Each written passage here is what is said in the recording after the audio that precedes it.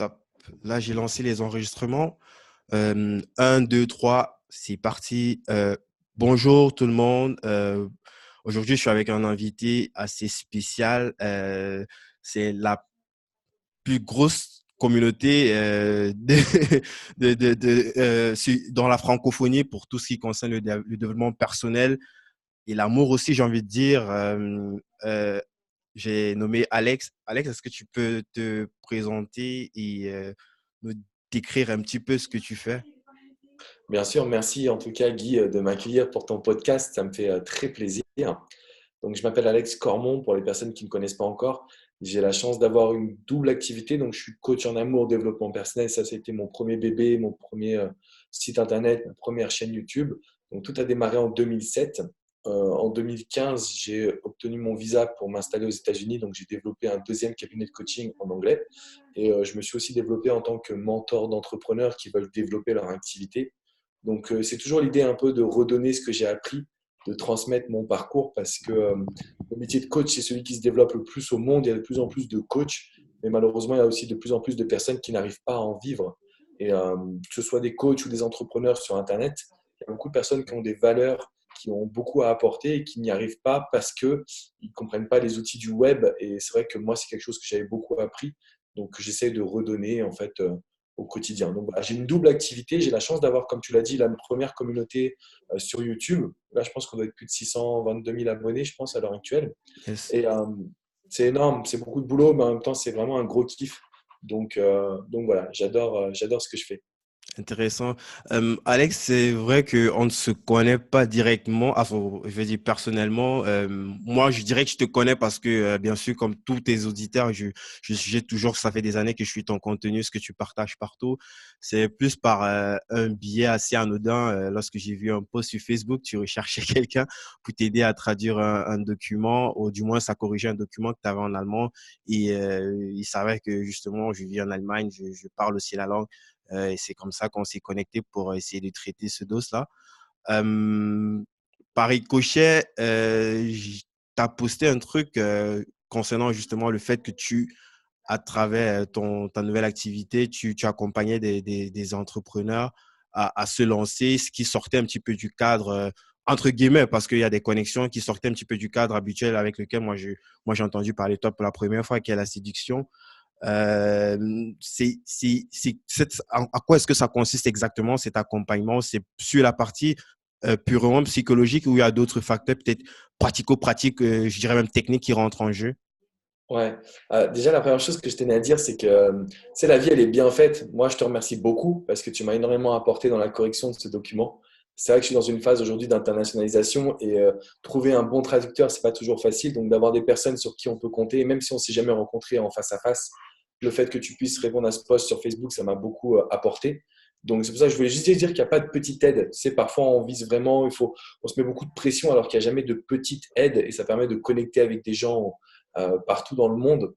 Par rapport à mon activité aujourd'hui, je me suis aperçu que j'ai deux types de personnes que j'accompagne. C'est assez fou parce que comme c'est pas mon activité principale, je voulais vraiment toucher des personnes qui avaient l'objectif de s'internationaliser, notamment de venir aux USA, parce que j'étais le seul, et je pense que je suis encore d'ailleurs, à avoir un business en anglais qui tourne, qui fonctionne en tant que coach, hein, je parle français. Mhm. Et je voulais vraiment toucher en fait mes amis qui sont aujourd'hui les leaders de leur marché.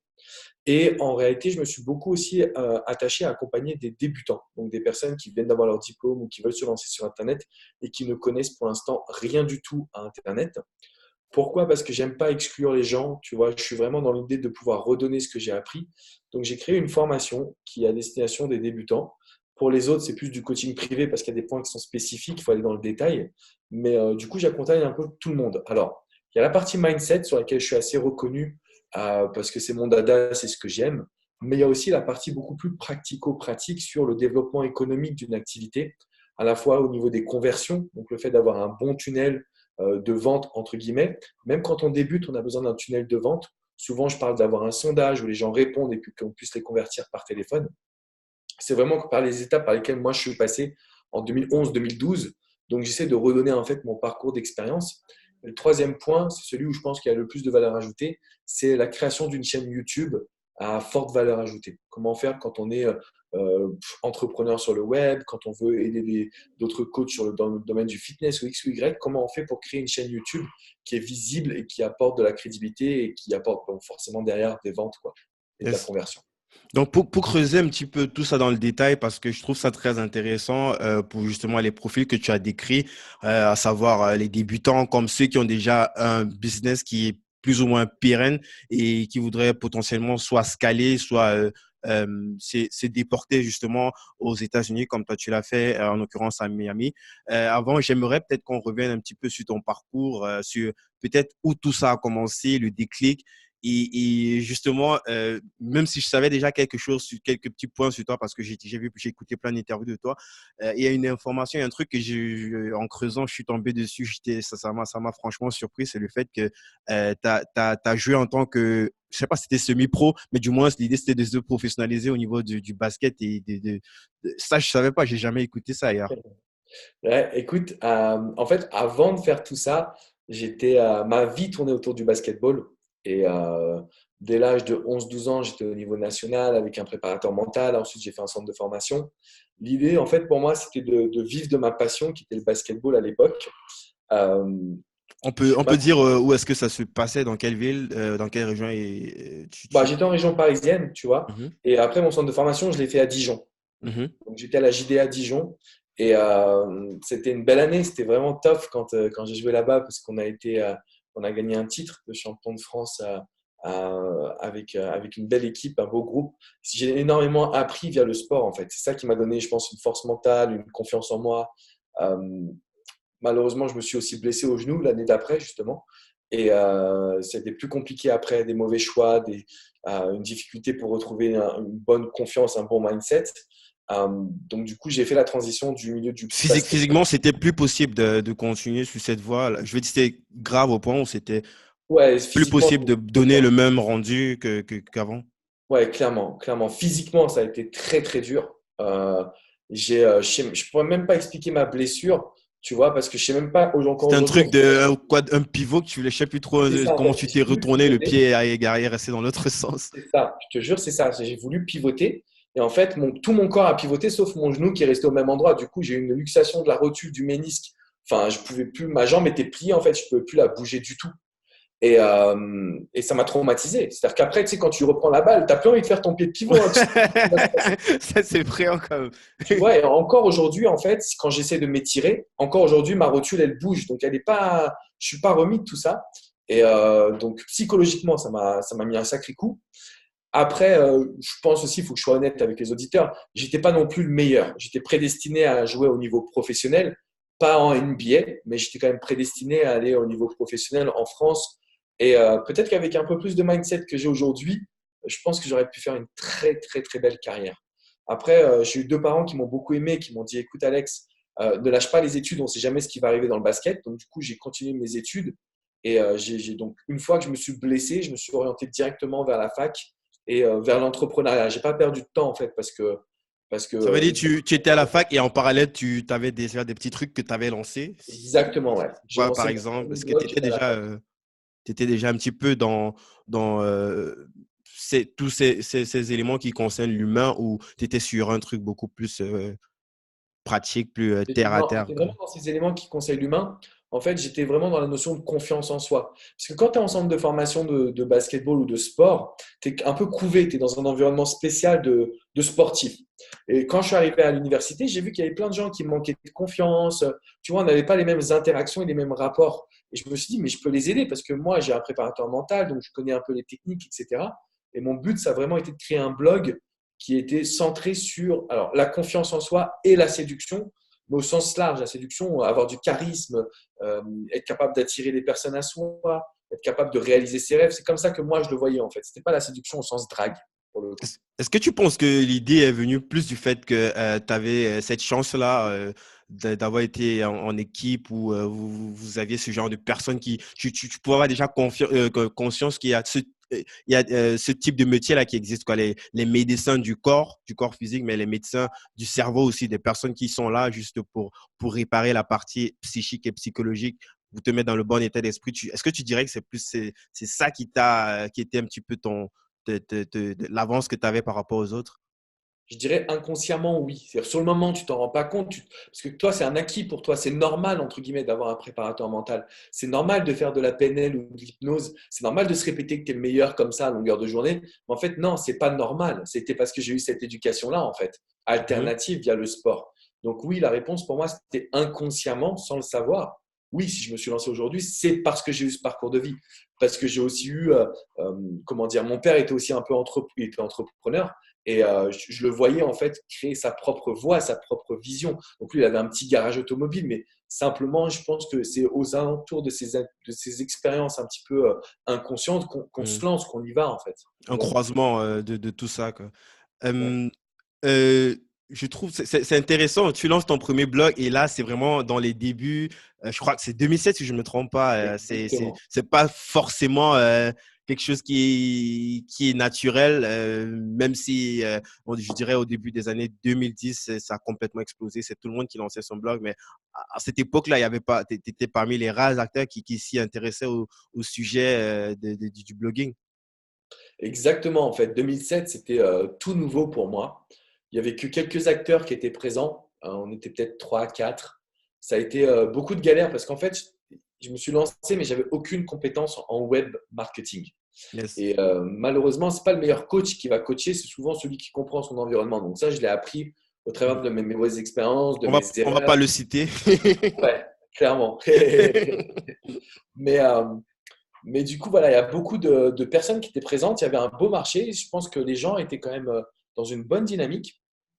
Donc, moi, il fallait juste que je me développe et je ne savais pas comment faire en fait. Et j'ai appris ça au travers des années. Donc, j'ai galéré pendant 4 années. Et au moment où les blogs se sont démocratisés, c'est là où en fait ça m'a ouvert les yeux sur le fait qu'il y avait une notion de marketing quand même derrière. Yes. Ouais, c'est intéressant. Là, c'était quoi l'idée? C'était je sais que tu écrivais beaucoup. Il y a, je sais pas, je pense qu'il y a des moments où tu rédigeais au moins un article chaque jour. C'était. J'ai publié un article par jour pendant au moins 5 ans, je crois. Donc, j'avais des mois et des mois d'avance. J'écrivais comme un malade, Mais en comment fait. est-ce que c'est possible Moi, je sais pas, parce que moi, quand je regarde le temps que ça me prend de rédiger déjà un petit truc comme ça, toi, comment est-ce que tu t'organisais pour pouvoir produire autant, surtout avec très peu de connaissances techniques déjà sur.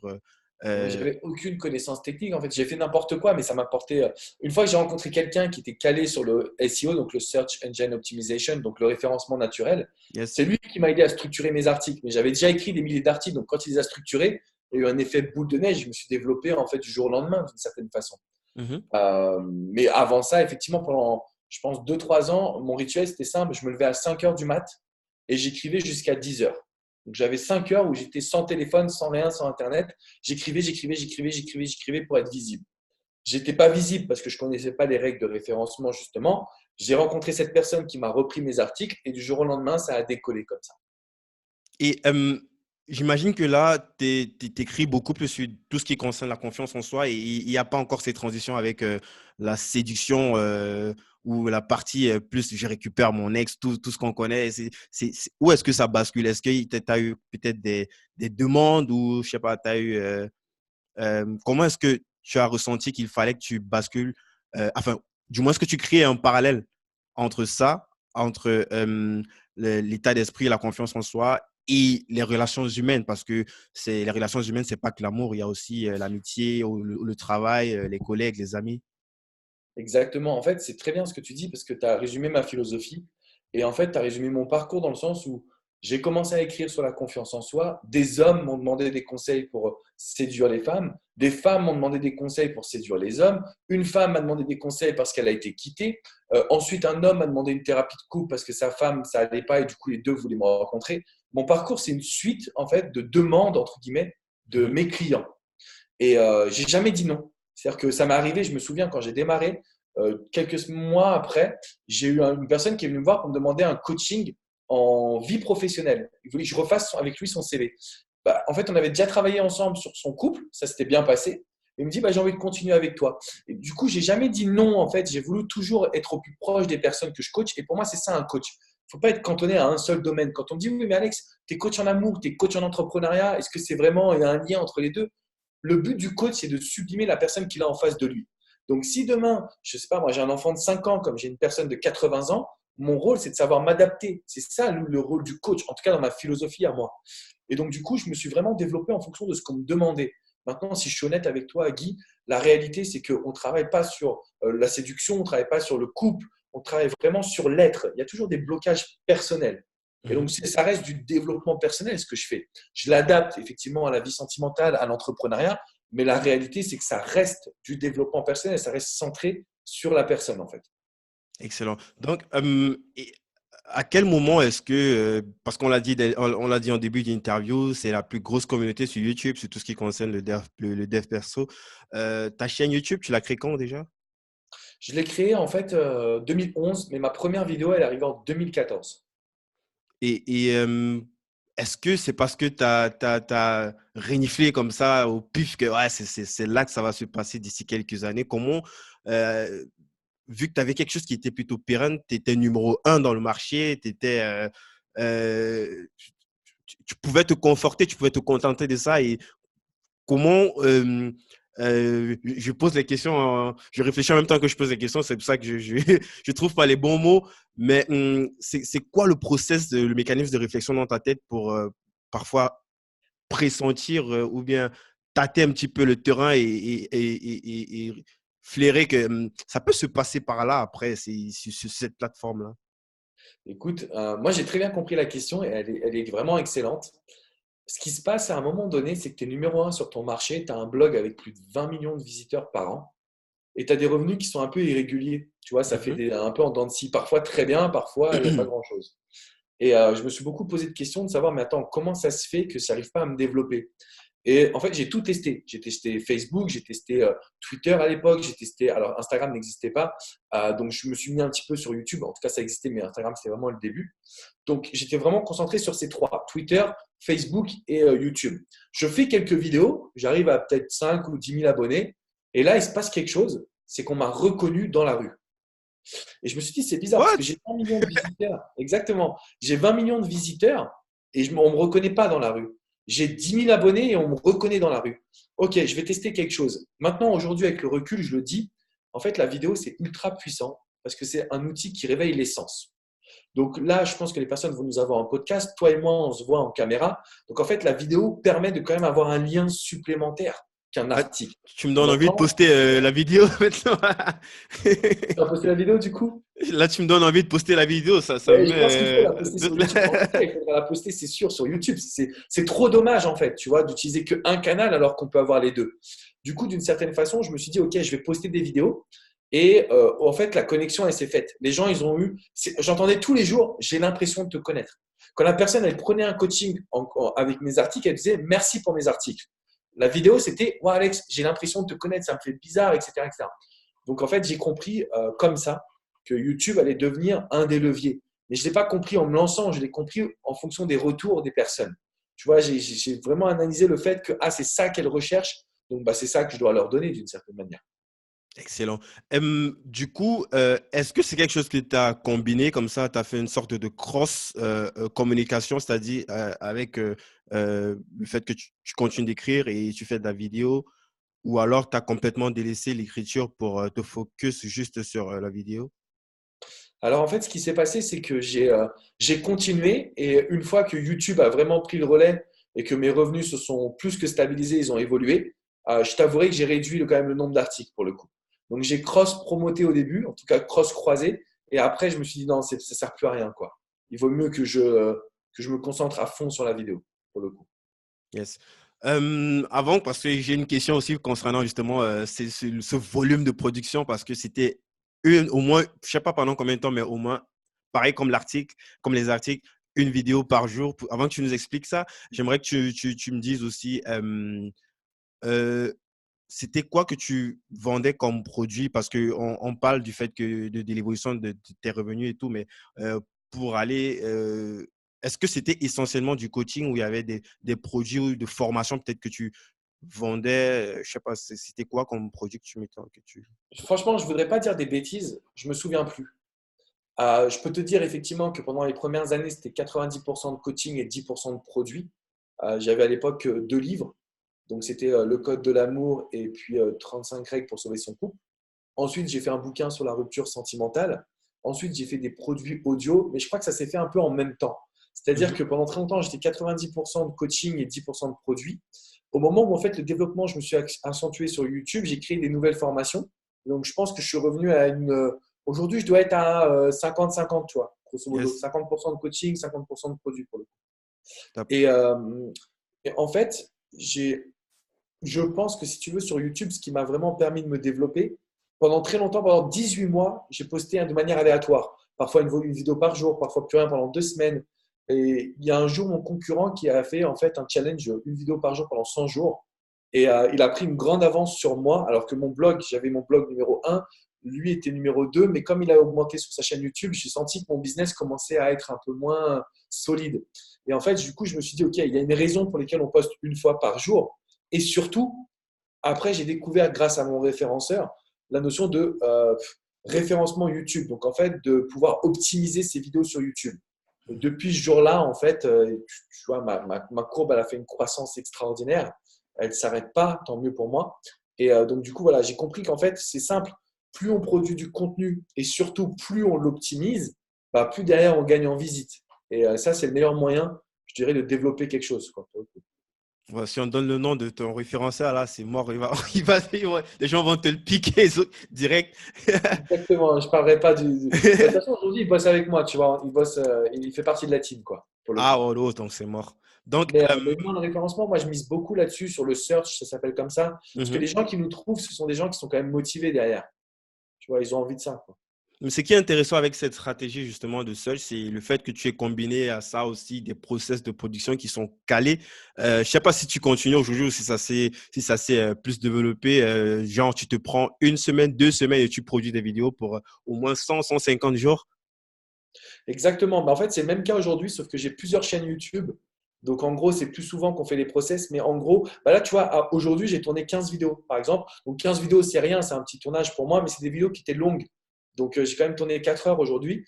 D'habitude, c'est du 40 à 50 vidéos tous les jours pendant 10 jours. Et on fait ça tous les 2 mois. Donc, on a 400 vidéos qui sont produites comme ça, tu vois. C'est tous les deux Pff, mois. c'est incroyable, ça, c'est incroyable, franchement. Ouais, Et c'est beaucoup de boulot. est-ce que ton taf, ça s'arrête juste sur le fait de tourner la vidéo, changer rapidement de t-shirt et passer à autre chose ou il y a des gens, c'est quoi? Il y a une team qui est en place qui s'occupe aussi de faire les découpages et de faire les pauses de travail sur les tags, le référencement? Ouais, j'ai quand même une team aujourd'hui, tu vois, parce que ça reste une belle entreprise qu'on a. Donc, j'ai une personne qui va m'aider pour trouver les mots-clés. Donc, une personne qui va vraiment m'accompagner pour comprendre ce que les gens tapent sur YouTube. Donc, ça fait un peu partie du rôle de référenceur.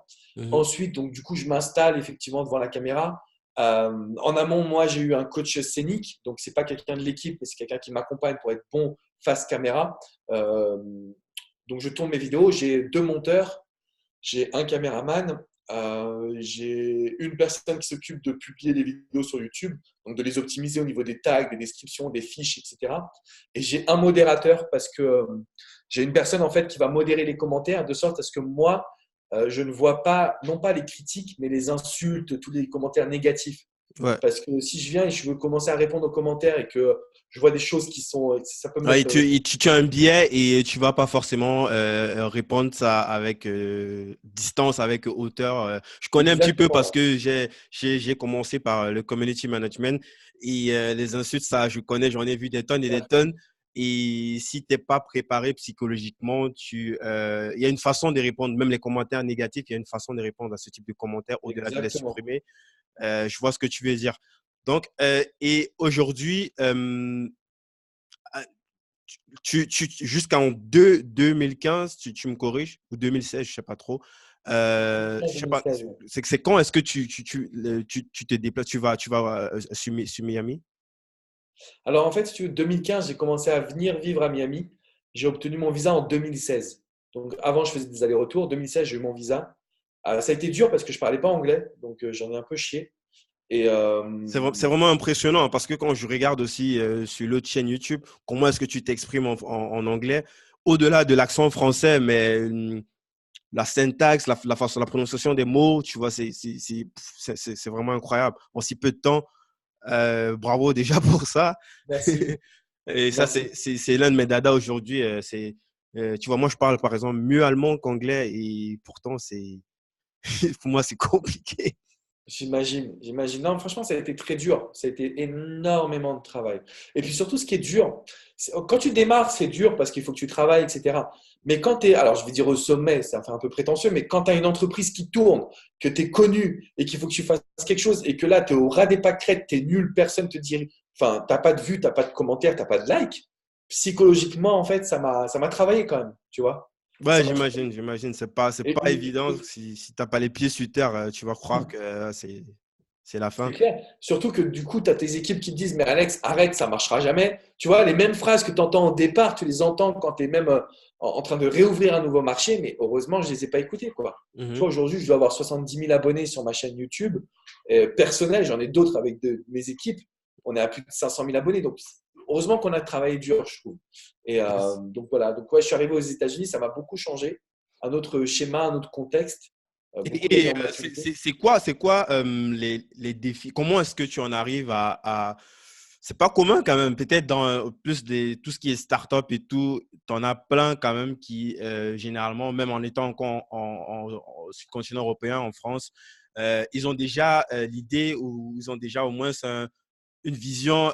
Si demain je veux m'internationaliser, il faut que j'aille au States, il faut que j'aille aux États-Unis. Mais dans le domaine infoprenariat, où ils sont très peu, il y a très peu de personnes. Peut-être toi, peut-être David Laroche, mais sinon, je connais très peu qui réfléchissent, qui ont une vision aussi long-termiste. Et j'aimerais savoir comment est-ce que, surtout que tu avais une position très confortable, tu étais et tu es toujours au numéro un. Euh, Comment est-ce que tu as réussi à te défier toi-même, à sortir de ta zone de confort et décider de te lancer dans un marché où tu n'es personne, tu n'es pas connu, tu dois repartir de zéro parce que là, c'est ça, en fait, tu es reparti complètement à zéro. C'est le fait de dire que ouais, je suis un Frenchie, j'ai la première communauté. Je pense pas que ça suffit pour pouvoir se constituer rapidement une communauté au State. J'aimerais que tu me dises un petit peu comment est-ce que tu as vécu ce moment-là. Franchement, c'était vraiment un coup de folie. Tu vois, pour le coup, c'est, je sais pas. Franchement, je sais pas ce qui m'a pris entre guillemets, parce qu'effectivement, j'avais envie. Tu sais, depuis mes débuts, je dis souvent, je veux devenir le Tony Robbins de l'amour. Tu vois, faire des conférences partout dans le monde, inspirer les gens, leur transmettre mon savoir, ma compréhension, parce que l'amour, c'est un domaine qui me tient particulièrement à cœur. Et donc, du coup, en fait, en France, tu es numéro un. Donc, il fallait que je vise une évolution. Et quand tu es numéro un, en fait, tu peux que devenir numéro 2 après. Tu peux pas aller plus haut. Donc, tu Ouais. sens que si tu ne te remets pas en question, tôt ou tard, tu vas te faire bouffer. Et en fait, du coup, j'ai visé une double évolution. Il y a l'évolution, ce que moi j'appelle horizontale, c'est-à-dire que je suis passé du love au dev perso Mhm, et un petit peu à l'entrepreneuriat. Donc, j'ai voulu vraiment développer mon axe horizontal. Et mhm. l'axe que j'appelle plus vertical, c'est un axe où en fait, je me suis dit, bah voilà, tu es numéro un en France, il faut que tu ailles attaquer le marché international. Et on ne peut pas attaquer le marché international via une autre langue que l'anglais. Donc, du coup, voilà, je suis parti aux États-Unis. C'était un coup de folie. Mais en même temps, c'est ça le rôle d'être entrepreneur aussi. C'est-à-dire que c'est un peu comme un jeu vidéo. Soit on monte de niveau, soit on reste et puis on travaille dessus. Donc là, j'ai vraiment eu une phase compliquée pendant un an. Mhm. Je me disais, mais comment ça se fait que ça ne marche pas? Et en fait, ce qui m'a aidé, c'est que j'ai pas lâché le côté français. Je suis quand même resté à fond sur ma communauté française. Le temps d'apprendre l'anglais, le temps d'être à l'aise faisant des vidéos, pardon. Et après, ça s'est fait naturellement. Tôt ou tard, il y a un moment où tu sens que la bascule, elle se fait, que le projet devient de plus en plus épanouissant. Donc, les résultats sont aussi présents. Moi, c'est comme ça que je l'ai fait, en fait. C'est vraiment en Mhm. prenant mon temps, étape par étape. Ça n'a pas été Yes. facile. Maintenant, aujourd'hui, tu vois, comme je vise l'internationalisation, donc là, je suis en train de faire traduire, etc., comme on en parlait tout à l'heure, c'est beaucoup plus mesuré, beaucoup plus pensé et réfléchi. Mais la première fois que je suis venu aux États-Unis, c'était un peu sur un coup de tête, hein, on va dire. Ouais. C'était OK, alors on va aux États-Unis comme si j'allais au supermarché. J'ai quitté ma famille, j'ai quitté mes potes. Quand tu fais Paris-Dijon, ça va, mais quand tu fais Paris-Miami, Ouais, c'est un autre c'est environnement. Il faut vraiment 10 000 avoir les kilomètres. reins solides, entre guillemets, pour le coup. Ouais, c'est intéressant. Peut-être pour ceux je sais pas, qui seraient tentés aussi de se lancer sur ce genre de schéma-là, est-ce que tu peux un petit peu nous partager, c'est quoi les premières actions? Comment est-ce qu'on s'expatrie de Paris pour Miami? Mais vraiment, dans le concret, c'est quoi? c'est quoi déjà les contraintes? C'est quoi les premières actions efficaces à mettre en place pour déjà peut-être l'obtention de visa? Je sais pas, c'est toi qui tu pourras mieux me dire c'est quoi les contraintes, c'est quoi les difficultés? Effectivement, en fait, pour moi, ça a été de chercher à avoir un visa parce qu'en tant que Français, on peut rester 6 mois aux États-Unis, 2 fois 3 mois, et puis c'est tout. Et moi, je voulais vraiment y vivre, m'installer là-bas. Mhm. Donc, il a fallu que je développe un visa. Alors, la première difficulté, c'est de rencontrer un bon avocat parce qu'aux États-Unis, c'est un vrai business, les avocats. Donc, c'est difficile de trouver les bonnes personnes. Donc, si tu me le permets, j'inviterai toutes les personnes qui sont intéressées à peut-être nous envoyer un message pour que je leur donne les coordonnées de mon avocate, qui m'a Yes. énormément aidé. Mhm. Donc, du coup, même, je peux le donner là en direct. Elle s'appelle Maître Bérimbaum, Estelle Bérimbaum, que je remercie beaucoup. Donc, il faut trouver un avocat. Ensuite, cet Yes. avocat m'a demandé d'avoir des prérequis. Donc, Maître Bérimbaum, c'est quelqu'un qui est assez, qui a un gros taux de réussite, donc qui a des critères assez sélectifs. Donc, il a fallu que je crée un cabinet de coaching, donc que je prenne un bureau, sachant que je n'ai pas le droit de vivre aux États-Unis. Donc, je dois prendre un bureau, je dois embaucher des personnes américaines, je dois montrer que du coup la philosophie, donc les produits, les coachings se vendent déjà. Donc moi j'avais embauché une personne qui était mon bras droit, qui est encore d'ailleurs mon bras droit, qui aujourd'hui en fait réalise du coaching, traduit ma philosophie, donc m'accompagne là-dessus. Mais bon voilà, c'est des dépenses qui sont un peu inutiles d'avoir un bureau alors qu'on généralement quand on est infopreneur on bosse de chez soi. Yes. D'embaucher des personnes c'est pas forcément nécessaire puisqu'on pourrait prendre des freelances, mais eux, ils veulent qu'ils soient salariés. Donc, il y a quand même des investissements qui sont à hauteur de 50 à 60 000 euros, je dirais, dépensés avant de pouvoir faire l'obtention du visa.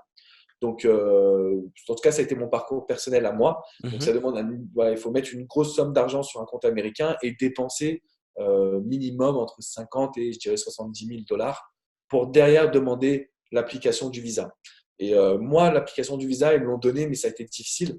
Ils me l'ont donné parce que, en fait, ils ont vu que ce que j'avais créé en France était quand même assez puissant. Donc, Mhm. ils m'ont placé leur confiance sur le fait que j'allais pouvoir le dupliquer aux États-Unis. Voilà. Yes. Ça veut dire même le fait de être capable de payer ça, ça suffit pas. Il faut que tu prouves que tu viens faire quelque chose qui, enfin, le type de business que tu as, ça compte pour beaucoup aussi en fait. Exactement, et ça compte pour beaucoup. Et en fait, il faut que tu leur prouves que tu vas générer des revenus sur le sol américain. Grosso modo, c'est ça. Top. Et maintenant sur la partie du business en lui-même, ça c'était la partie plus légale et tout. Euh, c'est quoi? C'est clair, c'est difficile de parler des autres activités, des autres business. Ce serait peut-être plus facile de parler de ton activité à toi et les autres peut-être pourraient s'inspirer de ça pour élaborer eux-mêmes les stratégies. Est-ce que l'idée, c'est de faire une traduction littérale de ce que tu avais déjà fait en France aux États-Unis ou de partir sur plus une stratégie qui combine ce que tu as fait en France avec la culture de là où est-ce que tu veux exercer ton activité. Vu que c'est pas les mêmes mentalités, c'est pas les mêmes profils, c'est pas la même psychologie et même au niveau financier, c'est pas la même façon de sortir son portefeuille sa carte bleue. Euh, je sais Ouais. pas si ma question est claire. Alors en fait, si tu veux, les Américains, ils sont effectivement, ils sont très dans l'investissement. Ils payent et puis ils vivent à crédit, eux. Donc, je sais pas si c'est une bonne chose ou pas, mais en tout cas, ils sont ouverts portés sur l'argent, sur l'investissement, on va dire. Euh, Moi, je me suis pas cassé la tête. J'ai tout traduit. Alors pas de manière littérale, mais plutôt en demandant à la personne de que ce soit fluide en fait. J'ai pas besoin que ce soit traduit mot par mot. C'est pas un document juridique, mais c'est vraiment l'idée de voilà, ok, voilà, ça c'est mon idée. Tu la prends et tu la transformes en anglais entre guillemets. Et on n'a pas eu de chance parce que ça a été du boulot, mais on a quand même eu un succès assez rapide en fait. Assez rapidement, parce que ça, par contre, je tiens à le préciser vraiment dans ce podcast. La France, c'est l'un des marchés les plus compliqués. Si on réussit en France, on peut réussir partout dans le monde. Mais vraiment. Donc, là, fort de mon expérience et fort du fait que les Américains, ils aiment payer, on a quand même réussi à se développer assez rapidement pour le coup. Et aujourd'hui, en termes de gains financiers, est-ce que j'imagine que forcément peut-être ce que tu aux États-Unis, c'est passé complètement au-dessus de la France, même si tu continues à d'avoir la même communauté, mais avec le peu de communauté que tu as aux États-Unis en termes de chiffres, on est au-delà de ce que tu faisais en France, forcément. Ouais, le marché américain, de mon côté, a surpassé le marché français. Ouais. C'est assez fou hein, quand tu regardes les chiffres, le marché C'est français reste quand impressionnant, même franchement. plus élevé, plus puissant, mais aux États-Unis, il y a aussi la notion je pense que les gens, ils sont plus ouverts à payer. Et puis l'argent, tu sais, le SMIC aux États-Unis, en tout cas vers Miami, il va être aux alentours de 2500, 3000 $. Donc, ce n'est pas les mêmes rapports financiers. Mais de mon côté, je me suis aperçu assez rapidement quand même que mes taux de conversion aux États-Unis étaient beaucoup plus élevés. C'est pour ça que je disais que le marché français est un peu plus compliqué, entre guillemets. Mhm. Excellent. Donc là, on va voir un petit peu l'autre activité, puisque ça, c'est tout ce qui concerne les coachings, que ce soit en France et aux États-Unis. Euh, pour, quel était ton état d'esprit après avoir mis en place, parce qu'on peut dire que c'est un truc qui est pérenne aujourd'hui, l'activité de coaching aux États-Unis.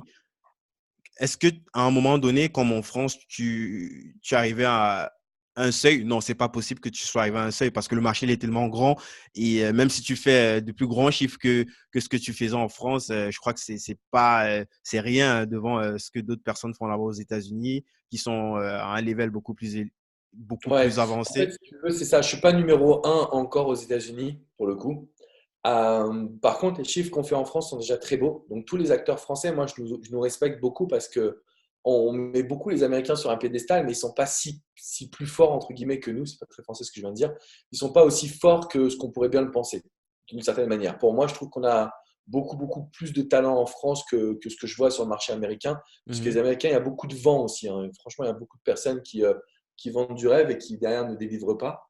Donc, comme ça, je te dirais, non, je suis pas. D'ailleurs, c'est où ils sont même plus forts. Ce sont des très très bons vendeurs, ce sont des doueurs, ils sont très forts dans l'exécution. Mais maintenant, ça ne garantit pas que le produit, le service derrière, euh, qui est quelque chose d'intéressant derrière, c'est peut-être du carton. Mais dans ton Exactement ça, cas, quoi. pardon?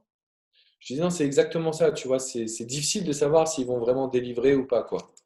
Donc Yes. là-dessus, j'aurais tendance à dire, ouais, je sais pas si, je suis pas arrivé à un plafond de verre en tout cas, ça c'est une certitude. Je suis pas encore au top du méga top, Yes. mais Ma question, c'était surtout plus pour savoir comment toi,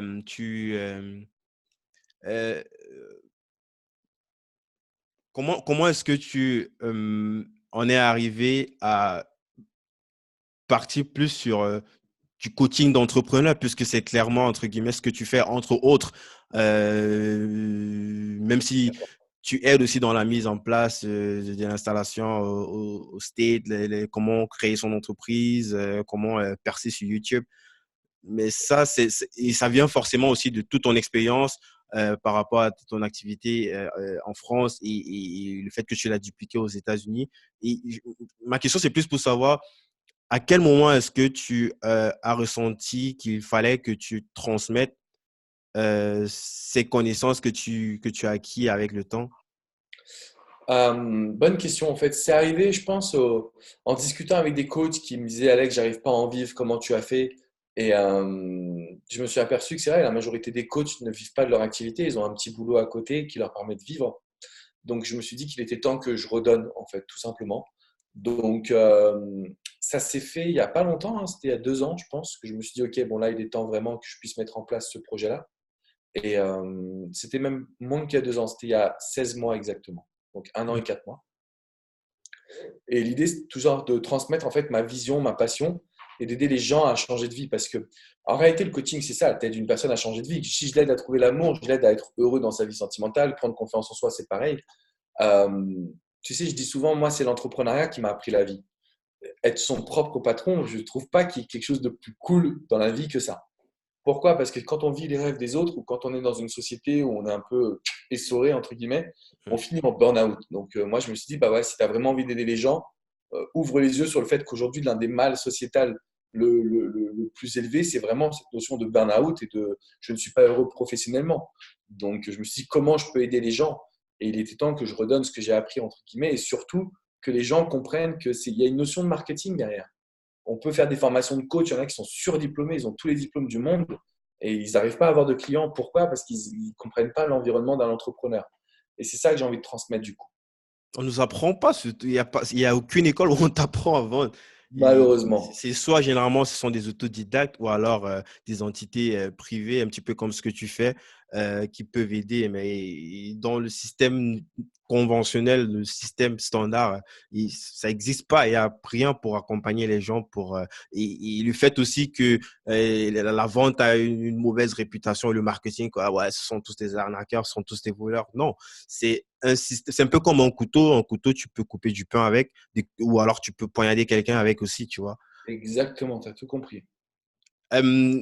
Euh, du coup, cette entreprise aujourd'hui, comment est-ce que parce que là, on parle déjà ça fait trois, je sais pas, peut-être il y a d'autres trucs en parallèle encore, ça fait trois ou quatre entreprises. Comment est-ce que tu t'organises pour gérer autant de choses? Et j'imagine que ça va être une grosse team aussi. Ouais, c'est une grosse team. C'est une grosse team. Comme je le disais, c'est plus de 30 collaborateurs que j'ai au quotidien. Comment je m'organise? Bah écoute, je dors pas beaucoup. Forcément. C'est beaucoup de boulot. Mais non, comment je m'organise? Si tu veux, j'ai appris à déléguer. Ça, je pense que c'était pas facile, hein, c'était pas gagné au départ, mais j'ai appris à déléguer. J'ai appris à m'entourer des meilleurs aussi, des personnes vraiment avec qui j'ai des affinités. Donc on est ensemble. Tous les gens avec qui je bosse, ça fait au moins 5 6 ans qu'on est ensemble. Tu vois, Mhm. on a vécu la croissance ensemble. Et le dernier point, c'est vraiment, j'ai une gestion de mon temps qui est à la seconde près. Même pas à la minute, c'est vraiment à la seconde près. Tout est calculé, tu vois. Euh, c'est le seul moyen que j'ai trouvé pour vraiment moi aussi me sentir serein. Après, j'ai besoin de recharger les batteries, donc je vais faire un voyage souvent par mois, donc quelques jours, peut-être 5 6 jours, mais je pars en voyage, je recharge les batteries, je me ressource, je travaille sur la stratégie, et puis quand je reviens, je suis en phase d'implémentation. Et voilà, quoi. C'est comme ça que je gère un peu mon quotidien pour le coup. OK. Pour revenir encore sur ce qu'on disait précédemment, est-ce que pour cet accompagnement-là, c'est vraiment sur la partie stratégique où tu mets les mains dans le cambouis? Est-ce qu'il y a une équipe opérationnelle qui vient, qui t'aide à travailler sur ton message, mettre tes tunnels en place, et peut-être scaler le truc lorsque ça pète et peut-être se prendre un différentiel ou un variable dessus? Est-ce que c'est juste la stratégie où tu entres aussi sur la partie pratico-pratique? Non, on rentre aussi sur la partie pardon, pratico-pratique. J'aurais pas la prétention de dire que je fais tout. Je fais beaucoup de choses. Et si je ne sais pas, en fait, c'est quelqu'un de mon équipe ou un prestataire que je connais qui va venir justement faire pour les personnes qu'on accompagne parce que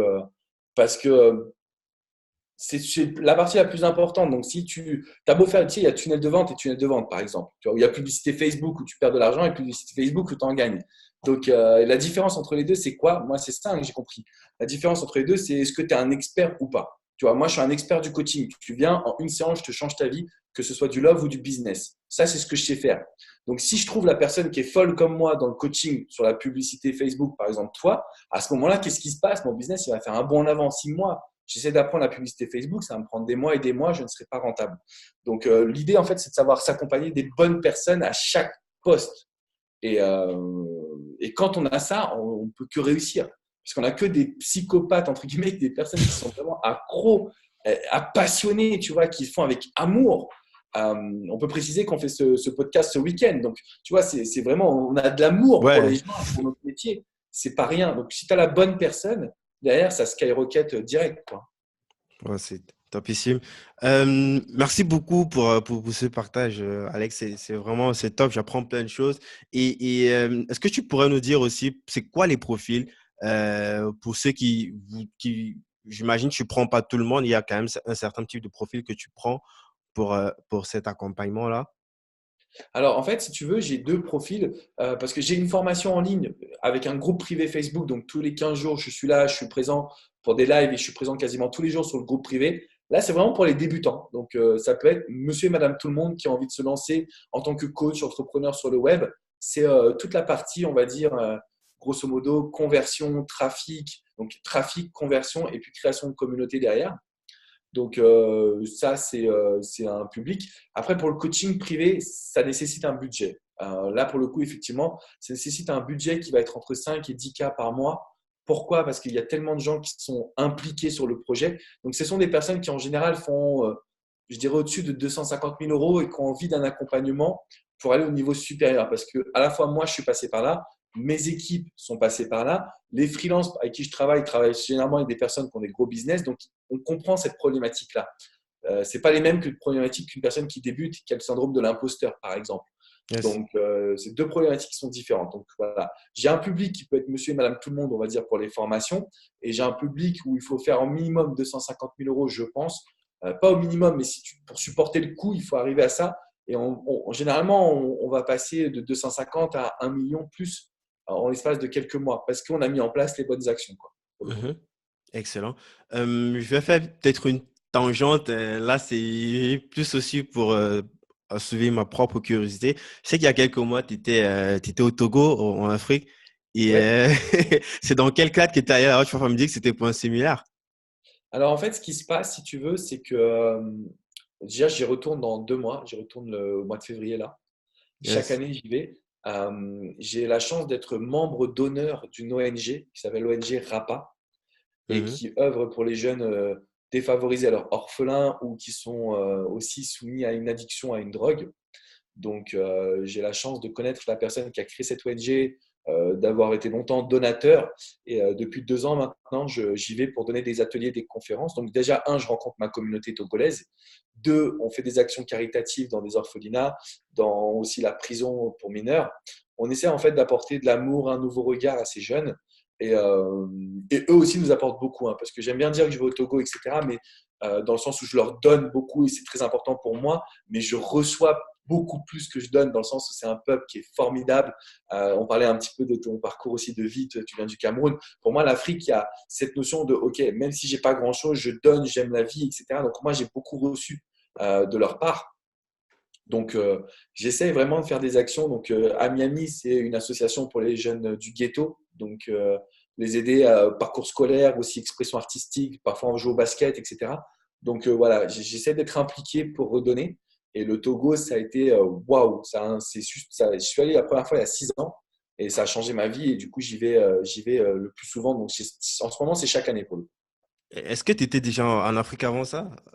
Non, non. Alors, j'ai déjà été dans le Maghreb, tu vois. Donc, Ouais. mais pas dans l'Afrique Le Maghreb, c'est toujours l'Afrique, hein? Ouais, je sais, je sais. Mais c'est pour ça que je dis non, mais si, en fait. J'ai déjà été au Maghreb, mais pas au Togo pour le coup. Tu La vois, partie l'Afrique subsaharienne, subsaharienne. c'est la première Ouais. fois. Ouais. Ok. Justement, là où j'ai su que tu étais là-bas, là, dans l'interview que j'ai écoutée, c'est tu parlais du fait que tu avais été bouleversé, en fait, et que ça t'a mis un gros coup. Et quand tu es rentré sur Miami, tu avais un autre regard je sais pas, est-ce que tu peux nous parler un petit peu de ça, Bien sûr. Bah, c'est un peu ce que je t'expliquais là, tu vois, quand je disais que je suis parti en Afrique, j'aime bien dire que je donne, entre guillemets, de mon temps, de ma vie, que j'y vais, tu vois, un peu en mode, c'est important pour moi, mais en fait, je reçois énormément. Mon premier voyage au Togo, en fait, il a été après la perte de mon père. Donc, on n'en a pas parlé aujourd'hui, mais si tu veux, il y a eu un événement aussi en 2011 qui m'a bouleversé, c'est que j'ai perdu mon père. Donc, du coup, j'ai essayé de vraiment m'investir dans mon projet à fond. Et c'est là où j'ai compris les techniques de web marketing. C'est là où mon projet a vraiment développé à fond, fond, fond. Donc, je suis allé au Togo, j'étais en déprime, j'étais pas bien et je suis tombé sur un peuple formidable. Plus que le Togo, je pense que c'est l'Afrique d'une manière générale, puisqu'on avait aussi voyagé au Bénin, au Ghana. Donc, je suis tombé sur un environnement où les gens ont peu et sont heureux. Et ça m'a refait le coup l'année dernière quand je suis parti. Je me disais, oh là là, je voyage trop, je suis fatigué, ci et ça, et blablabla. En fait, on se trouve des excuses. C'est une débilité. Mais je suis arrivé au Togo et j'ai dit, non, mais Alex, juste mets-toi une claque, ta gueule et profite qu'on n'a qu'une vie. Et donc, quand je suis rentré à Miami, c'est là où j'étais bouleversé parce que je me suis dit, mais heureusement que j'ai voyagé, quoi. Parce que, tu vois, c'est trop facile en fait de se plaindre alors qu'on a tout. On a une belle vie, on est entrepreneur, on voyage, on rencontre du monde, on fait des super podcasts avec des potes. Et tu vois, à côté de ça, on va se plaindre parce que soit on n'a pas assez d'argent, soit on n'a pas assez de temps, soit X ou Y débilité entre guillemets du quotidien. Et c'est vrai que le voyage au Togo m'a mis une sacrée claque, quoi, en fait, pour le coup. Excellent. Peut-être avant qu'on conclue, dis-moi, aujourd'hui, comment est-ce que toi tu progresses? Déjà, je progresse tous les jours. Je progresse tous les jours, par la lecture. C'est vraiment cette notion de lire des bouquins. C'est un conseil que tout le monde donne, qui est tellement banal, mais en fait qui est tellement puissant. Parce qu'il y a toujours quelqu'un qui a fait mieux que nous. Et quand on lit leur biographie, leurs histoires, leurs conseils, on peut les implémenter. C'est de l'ordre du détail, tu vois. C'est de l'ordre de, il n'y a plus rien quasiment. Mais si tu fais ce plus rien, hop, boum, bam, boum, ta vie, elle change. Elle continue de grandir en tout cas. Donc, par m'améliorer, c'est ça, c'est le point numéro un. Le point numéro 2, bah, je suis un être humain, donc je fais un gros travail d'introspection parce que comme tout le monde, je fais des erreurs, mais je ne veux pas les reproduire. Par contre, je m'autorise l'erreur, mais je ne m'autorise pas l'erreur deuxième fois, quoi. Ça, c'est clair. Et le troisième point, bah, je continue de me former. Tu vois, moi, je suis un grand fan de PNL, la programmation neurolinguistique. Là, je suis en train de regarder pour faire un workshop avec Robert Cialdini, qui est l'auteur du livre Influence et Manipulation, un bouquin que je cite souvent et qui est assez puissant. Il y a Darren Hardy aussi dans l'effet cumulé. Donc, j'essaie d'aller à la rencontre de ces mecs-là qui Mm. m'inspirent. Et c'est comme ça que je grandis et que j'évolue, quoi. Excellent. Et est-ce que tu peux me parler peut-être de ton échec préféré? Mon échec préféré, j'en ai pas eu beaucoup, tu vois, pour le coup. Je touche du bois, j'en ai pas eu beaucoup. Mais parfois aussi, c'est le fait que comment est-ce que tu appréhendes cet échec par rapport à ce qui arrive après, tu vois. Parfois, Bien tu sûr, oublies parce que bien tu as sûr. l'impression que ouais, c'est pas vraiment un échec, c'était un apprentissage, c'était un speed test et puis pour passer à autre chose. Mais est-ce que tu Exactement. as eu peut-être un échec comme ça, mais qui t'a. C'est vrai qu'on a déjà. Tu as un peu parlé brièvement de ce qui s'est passé avec ton papa, mais on peut pas parler d'échec, ça c'est la vie, c'est la fatalité de la vie. Ouais. Est-ce que tu as eu un truc comme ça, un échec, mais Alors, où ça fait basculer, ça t'a fait peut-être voir certaines choses que tu ne voyais pas avant ou auxquelles tu prenais pas forcément conscience, en fait. alors, en fait, si tu veux, je dirais que mon plus gros échec que j'ai eu, c'est la création d'une zone membre sur mon site. Donc, ça m'a coûté quand même plusieurs dizaines de milliers d'euros pour avoir une zone membre. Tu vois, je voulais que les gens, par abonnement, Un peu comme un forum. voilà, avec un forum, des webinaires, la partie interaction, la vente de produits spécifiques pour les membres. Et en Il fait, y a Stan qui le fait. Je fais partie même de son mastermind, les c'est Inside. ça? Stan Leloup. Ah, de Marketing Mania? De Marketing Maya, ouais, je fais partie de son mastermind. Il a créé un truc comme ça avec membership pour. Ok. Euh, Bah, du coup, j'avais dû créer un truc comme ça, mais franchement, je l'ai fait de manière de plus évoluée parce que j'ai pris un développeur, c'était sur mesure, tu vois. yes. Et en fait, j'ai dépensé des dizaines de milliers d'euros et ça m'a rapporté sur le moment que dalle. C'est-à-dire que j'ai gagné 1000 euros par mois, tu vois. Et tout le monde s'est moqué de moi parce que je leur parlais de cette zone membre comme l'événement planétaire, la solution pour que. En plus, je suis persuadé que c'est la solution pour que toutes les personnes qui ont peu de budget, qui ne peuvent pas prendre un coaching avec moi, pour 19 euros par mois, elles aient accès justement à des coachings de groupe, à une émulation. Et donc, en fait, pendant très longtemps, j'ai considéré que c'était un échec jusqu'à ce que je me rende compte qu'aujourd'hui, ça fait plusieurs années que je l'ai. Donc, plusieurs années quand même que je génère entre 1000 et 2000 euros par mois. Et surtout, je vois que Le les gens forum, qui il sont… existe toujours, d'après ce que. Ouais, ouais, elle existe Ok. toujours, ouais. Et elle grandit, tu vois. Donc, en fait, Mhm. c'est un échec parce que tu t'attends à avoir un truc génialissime tout de suite. Mais quand tu prends du recul plusieurs années plus tard, tu te dis non, mais en fait, ça a marché. J'ai créé une superbe communauté. Les gens, ils sont super actifs. Ils font des rencontres. Tu vois, ça m'a permis de créer une communauté. Donc, en Mhm. fait, c'est une forme d'échec parce que financièrement, tu ne t'y retrouves pas tout de suite. Mais c'est un gain parce que tu te rends compte qu'il y a quelque chose de plus important que l'aspect financier. C'est la relation que tu as avec les gens, la communauté. Parce que quand je sors un produit, bah, ils sont présents. Quand j'ai besoin d'aide, ils sont présents, etc., etc. Donc voilà, je dis ça parce que aujourd'hui, on entend beaucoup de chiffres sur Internet et du coup, les gens qui font pas des gros chiffres se sentent mal, alors que non, ce qui compte aussi, c'est vraiment le côté investissement, la relation avec la communauté, quoi, grosso modo. Excellent. Pour toi, c'est quoi un débrouillard? Un débrouillard, c'est une personne qui trouve les solutions, alors entre guillemets, par lui-même. C'est-à-dire qu'il va chercher la solution et qui va aller la chercher là où elle est au bon endroit, pour le coup. Et toutes les personnes, on est vachement débrouillard. Moi, c'est ce que je me suis aperçu. Comme il n'y a pas, rien n'est acquis ou facile dans la vie, il faut vraiment cette notion de débrouillardise, d'aller chercher soi-même l'information. Ouais, il y a Sébastien Tissé qui aime bien utiliser le terme, mais bon, c'est un peu crash, mais j'aime bien, c'est des merdards. C'est Euh, clair, c'est top. cool. Merci beaucoup pour cet échange. Alex, est-ce que comme tu as déjà dû écouter sur les autres épisodes, j'offre toujours un bouquin à tous mes invités. Et pour toi, le bouquin que j'ai choisi, c'est celui de Jean de Rochebrochard. Je sais pas si tu connais. Non, je ne connais pas. En fait, il est responsable du fonds Kima, c'est le fonds des Javeniel, c'est le fonds avec lequel Javeniel il investit. C'est lui qui dirige ce fonds. Il écrit un bouquin qui s'appelle Human Machine. C'est nouveau. Ok, C'est très intéressant. L'idée, c'est pas un bouquin générique de productivité comme on a l'habitude de voir tout le temps sur Amazon. C'est beaucoup plus sur des process pour bosser. Tu bosses comme une machine, Mais et tu gardes toujours cette partie humaine, quoi. Niveau productivité, tu es au top, tu produis comme une machine, tout en gardant des relations humaines, en fait. Fort, super. Ouais. Je Donc, je pense que note. ça va bien t'intéresser et puis, bah, tu vas aller, tu vas me dire. Ça marche. Avec grand plaisir.